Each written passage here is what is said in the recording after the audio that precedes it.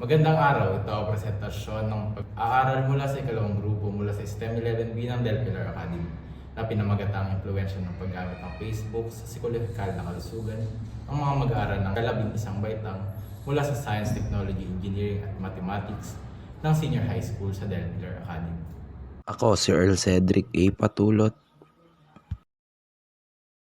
Jean Andre Hilario. Ako ay si Maria Alexa Grace Q. Havilio. Ako si Julian D. Ibanez. Ako naman si Mitch Jen D. Ladines. At ako si Azmita Elanita C. Roque. Ang mga layunin ng pananaliksik na ito ay: una, alamin ang positibong impluwensya ng paggamit ng Facebook sa mga mag-aaral. Pangalawa, alamin ang mga kadalasang negatibong impluwensya ng Facebook sa mga mag-aaral. Pangatlo, alamin kung paano naka-impluwensya ang Facebook sa psikolohikal na kalusugan ng mga posts ng mga nakikita ng mga mag-aaral sa Facebook.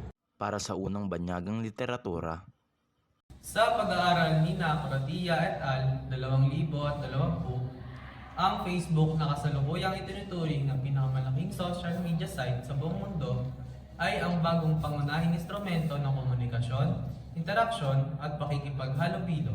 Binago nito ang dinamiko ng mga sosyal na ugnayan at nagdala ng mga pangyayari sa larangan ng sosyo-kultural patungo sa isang bagong yugto. Mahalaga ang pagbibigay diin na ang Facebook ay ginagamit para sa pampalipas oras, pahinga at pagiging updated sa mga kasalukuyang nauuso. Sinasaad dito sa pag-aaral ni Coratia na ang Facebook ay binago ang mga pananaw ng mga tao sa social media upang maging instrumento ito sa komunikasyon at pakikipag-usap sa mga tao tulad na lamang ng mga group chat o GC. Sinasabi din dito na ang Facebook ay may kabutihang epekto dahil ang mga gumagamit ay nakakapagpahinga sa pamamagitan lamang ng pagtambay o pagpapalipas oras para makaiwas sa inis o inip. Nakatutulong din ang app na ito upang maging updated sa mga trending o nauuso. Nauugnay ito sa pangunahing layunin dahil pinapahayag na ang Facebook ay may mabuting epekto sa mga gumagamit na estudyante dahil nakakapagbigay pampalipas oras at pahinga o libangan.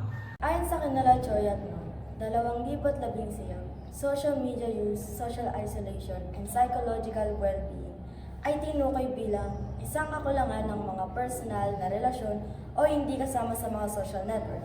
Ang estado na nangyayari kapag ang isang individual ay kulang sa totoo ang pakikipag-ugnayan sa iba, kapag pakiramdam ng parte sa lipunan at isang kasayasayang relasyon ay nauugnay sa pagtaas ng dami ng namamatay at bilis nito.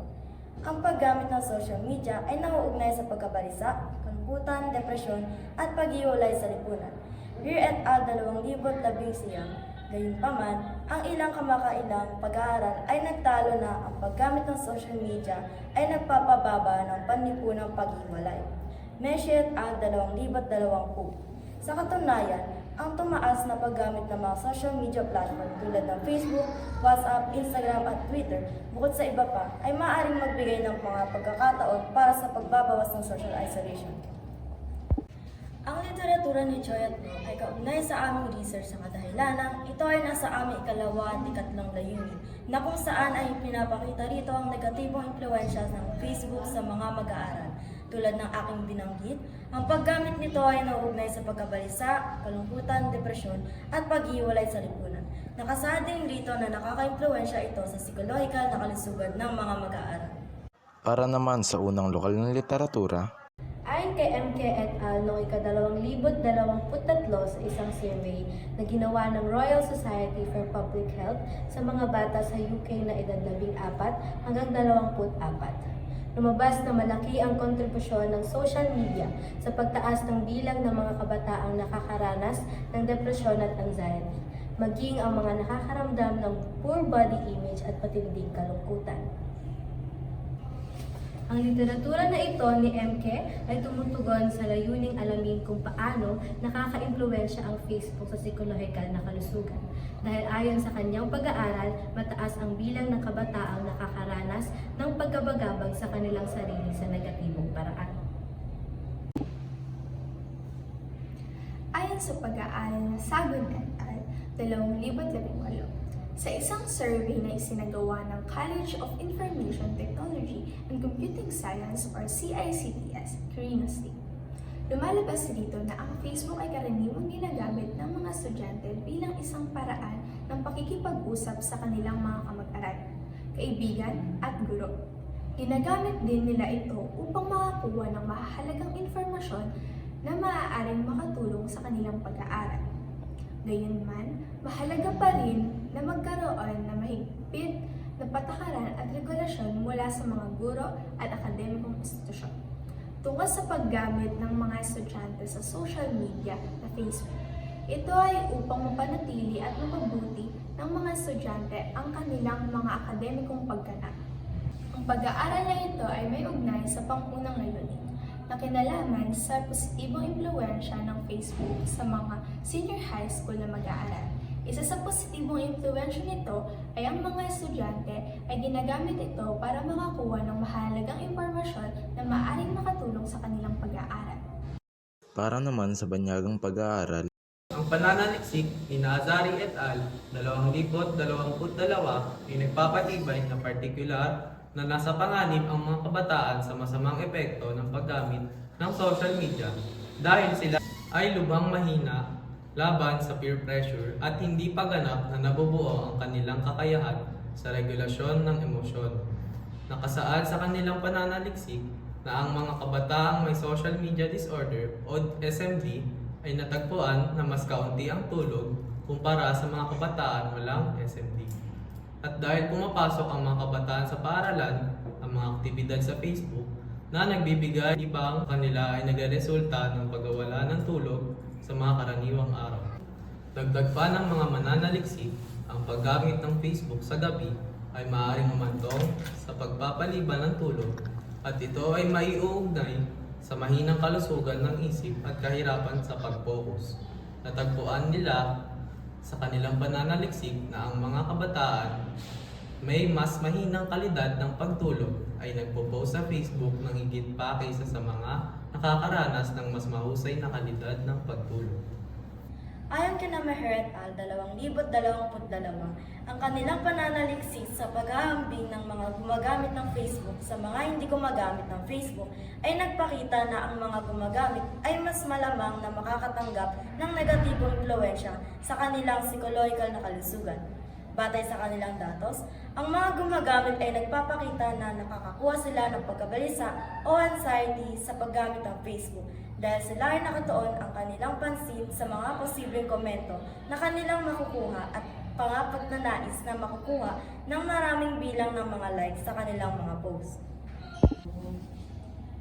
Ang pag-aaral nila Meher ay kaugnay rin sa aming research sapagkat nandito rin ang ikalawa at ikatlong layunin.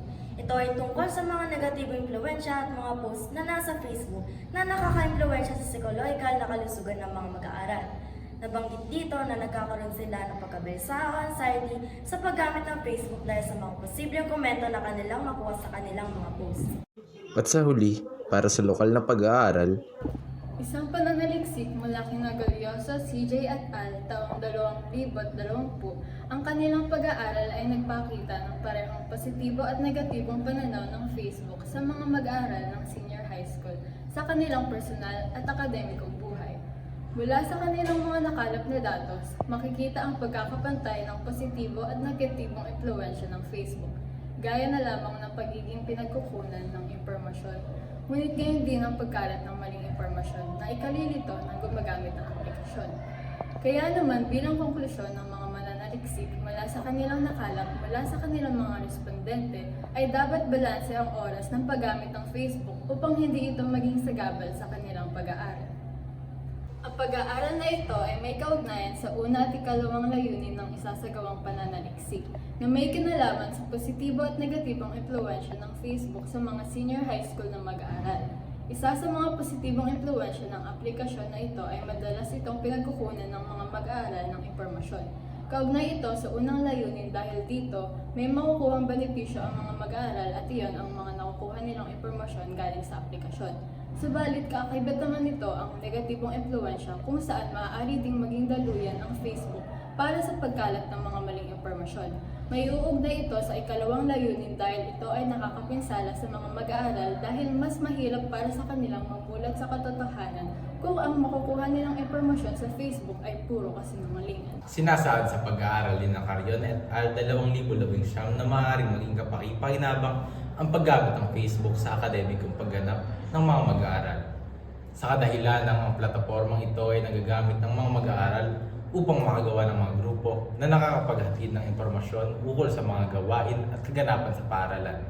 Ayon rin sa pag-aaral na ito, bagamat mayroong ibang mga pag-aaral na nagsabing kapinsa-pinsala ang paggamit ng Facebook sa pamamagitan ng paggamit ito ng tama, maaaring matulungan ng plataporma ang mga mag-aaral na makabuo ng magandang academic environment hindi lang sa loob ng silid-aralan kundi kahit saan.